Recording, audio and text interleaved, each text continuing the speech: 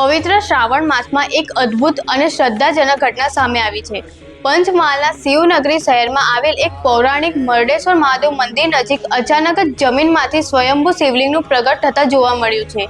પ્રાપ્ત માહિતી અનુસાર શહેરા તાલુકાના એક ખેતીવાડી ક્ષેત્રમાં મરડેશ્વર મહાદેવ મંદિરથી થોડે દૂર આવેલા એક ખેતરમાં જમીનની સપાટી પર અચાનક એક શિવલિંગ દેખાઈ આવતા જમીન માલિક આશ્ચર્યચકિત થઈ ગયા।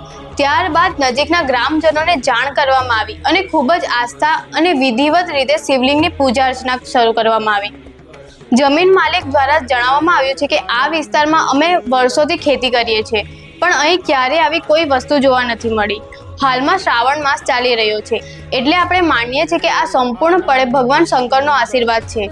અંતરાત્માને સ્પર્શી જાય તેવી આ ઘટનાની જાણ થતાં નજીકના ગામડાઓમાંથી અને આસપાસના શહેરો સુધીના ભક્તો અહીં મોટી સંખ્યામાં દર્શન માટે ઉમટી પડ્યા છે।